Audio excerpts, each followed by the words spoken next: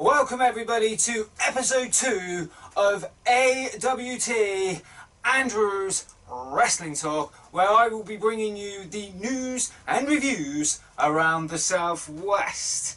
Now, I've got a huge review on UPW Retaliation from this past Friday, plus I have news on Fight Nation Wrestling, a little bit of news on DWA and PWP. So first with the news, and we will start this off with Fight Nation Wrestling that you can watch on Fight Nation on YouTube and FightNationOnline.com Wednesday Night Wrestling. Now, this past Wednesday we saw Josh Bodum versus Gabriel Kidd. Now, Josh Bodum had been on a little bit of a losing streak recently at Fight Nation, and this match looked like it was going to go his way until out of nowhere Gabriel Kidd hits this bridge pin and gets the 1-2-3, leaving Josh Bodum sat in the middle of the ring with this massive shock on his face. What will Bodum do now?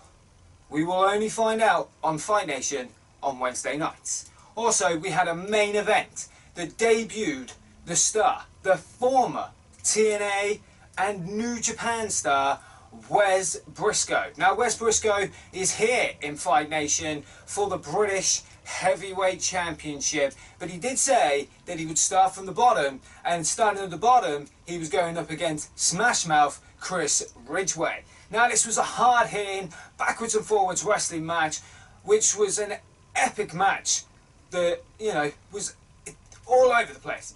It was a great match until just out of nowhere Ridgway hits the Achilles lock and Wes Briscoe tapped. Unbelievable. I was shocked. I was there live for the taping of 7, 8 and 9 at Fight Nation. You can see me wearing my coat, and believe me, the shock on my face was a picture to be taken. Anyway, will we see Wes Briscoe in the ring again at Fight Nation? Who knows? We'll only know if you watch Fight Nation Wrestling on Wednesday nights on YouTube and FightNationOnline.com. Don't forget, they're on at 7 o'clock tonight, straight after AWT. Now moving on to DWA, Devon Wrestling Association, that happened at the Health Coach Social Club at Tiverton this past Saturday. Now, as far as I know, it was a main event, and it was a 6-man last man standing match. A 6-man last man standing match. Yeah. It had Yestin Reese teaming up with Dan and Mark Welsh, aka Pretty Marvelous, to go against former NXT star Joel Redman and Dirty Dick Riley, Filthy Chris Walker, the Magnums. Plus also that was appearing there was PJ Jones, UK Dominator, Charlie Garrett, Eddie Ryan and Ultimo Tiger. Now, I don't have any results as of yet on this event. Hopefully I will have some results next week. Now, also there was an event this past Sunday at the Tavistock Town Hall, and it was PWP, and they had an event there, and this had some great matches on that card, 5 matches on that card, and believe me, these sounds like these would have been an awesome card and a great event to have been to. We had Chris Andrews versus Charlie Garrett. I'd have loved to have seen Chris Andrews take down Charlie Garrett. Plus, you would have also seen the Ultimo Tiger versus Kelly Six. Plus, you would have saw Nadia Shropshire versus Kaza G. I hope I pronounced the other girl's name right. And of course, you would have seen tag team titles with the champions, the House of Bones, defending the titles against the Magnums. And of course, you would have had the Pride Heavyweight Championship match, which would have been Eddie Ryan versus Chuck Cyrus. Now, don't forget, like I said, I hope I can have a little bit more information on these for you next week on AWT. Now moving on to UPW retaliation that happened this Friday at Weymouth the Riviera Hotel, and what an event it was. I was there and giving you this review here tonight on AWT. Now we started the night off with Andy Evans and Kid Ref and Tattooed Ref trying to figure out this mess that they had out over the UPW Heavyweight Championship, which nothing was really cleared up apart from the announcement of a special guest referee for the championship match tonight. And the Bruiser came out and made his statement that he was going to be walking out with the heavyweight championship, plus that he still thinks that he should still be the rightful UPW champion. Now we started off with a singles match, Scott Wainwright versus Big Grizzly. Now these two huge behemoths made a massive match here tonight, and it was a huge matchup, but Scott Wainwright had taken down the knee of Big Grizzly, which left Big Grizzly with a real struggle in his fight to the end of this match. With a few big moves here and there from Big Grizzly, the knee had given out, which left Scott Wainwright to hit the figure four, which left Big Grizzly to tap out. A bit of a shame for Big Grizzly, and he doesn't seem to be doing well on his streak in UPW, but Scott Wainwright did leave himself a little statement about bringing Paul Robinson and Will Ospreay into UPW and taking down anybody that gets in their way. Now, second match on this card, we had a women's match, and it was San Phoenix, the debut of San Phoenix versus Jamie Hayter. Now, before the match had started, James Daniels came out and said that Jamie Hayter will not be making her appearance at the Weymouth Riviera Hotel for UPW retaliation. It was a bit of a shame, but she didn't seem to care about coming to Weymouth or anything. So San Phoenix had this to say. My debut match.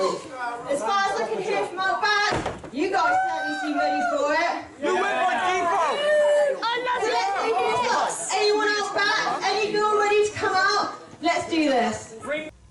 So Sky Smithson had answered the challenge to San Phoenix. Now this match had gone backwards and forwards with athletic ability from both women, which left San Phoenix to hit the frog splash from the top rope, giving her the 1-2-3 and the debut victory for her at UPW. Now, up next was the third open challenge from the Brothers Orr against the Legion of Lords. Now this match was a brilliant match, backwards and forwards, all over the place. We even saw Scott getting tied up at the ring post by his foot, which left the match in a bit of a 2-on-1 for the Legion of Lords, taking down Joey. And over time, it didn't matter because Scott had untied himself to get back into the ring, reversed it onto Gideon Gray. Brilliant. Just absolutely brilliant. But the match didn't even finish because there was an interference by this man. The 21st of October, boys! And I'm not coming alone! Paul Robinson. Listen, mate, Ospreay don't want to chill out with a bunch of nuts like you. Shut up! Boys, ladies, children, you'll see you on October the 21st, and I'm bringing Paul Robinson with me.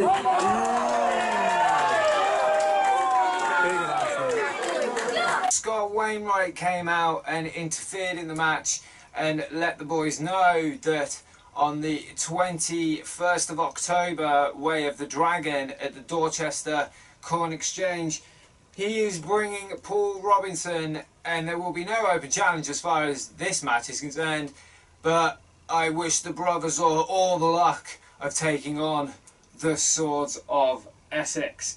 Now, next up was a match, Charlie Hotshot Allen versus the debut star of Savvy Sid Scala. Now this match was fun and laughter for everybody all the way around the hotel, and we saw wedgies, we saw running around the ring, we saw a lot. But it took one little roll up from Savvy Sid Scala to get the 1-2-3 on Hotshot Allen, leaving him fuming, absolutely screaming from the top of his voice. But this is what happened. As if in October, Get that on off. face an opponent of my choosing.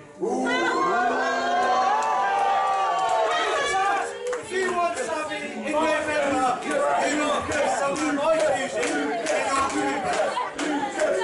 What you're saying, I need to beat this guy and I get Savvy one more time.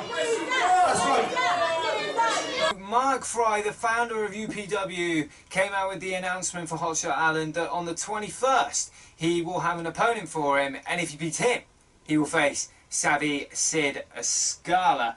Now, up next was a tag team match. It was Dick Riley and Charlie Garrett to go against Eddie Ryan and Johnny Storm.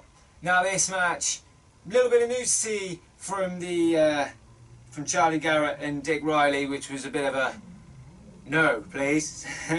And the match was a bit of a backwards and forwards match. It was a great matchup actually, but it was a shame that cheating from the other team always had to come from Charlie Garrett and Dick Riley, which gave them the victory over Eddie Ryan and Johnny Storm, leaving them in the ring with revenge in their eyes, as I can see. Now the main event was for the vacant UPW Heavyweight Championship, the Bruce versus Istin Reese.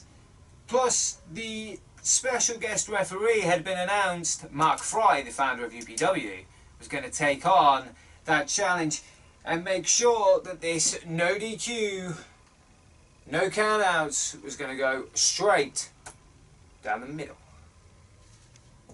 So that's what we got. We had chairs, we had chains. My God, even it come down to the point where Istin Reese had took the ring post off the top rope in a corner, but it was reversed by the Bruce. They're coming into a strangle, and it looked like that Bruce was going to make him either tap or pass out until this happened.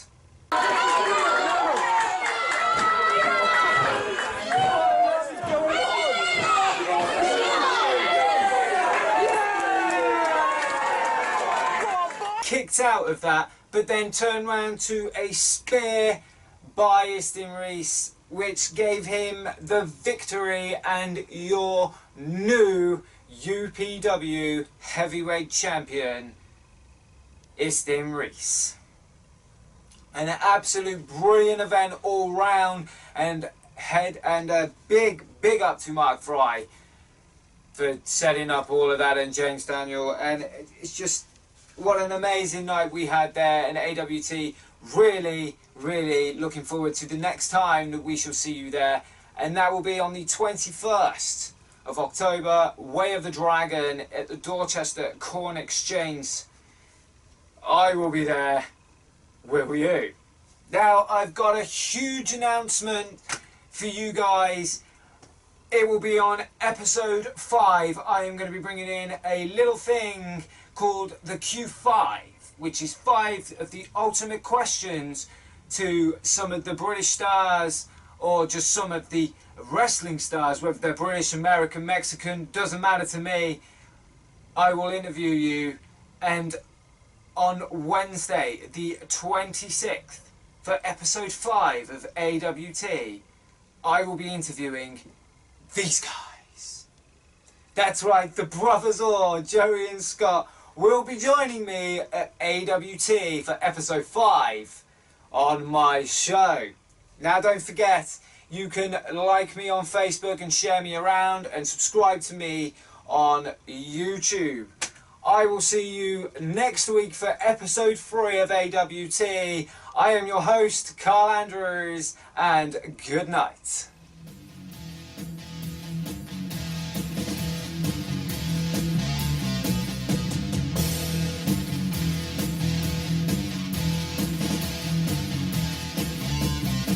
Impact!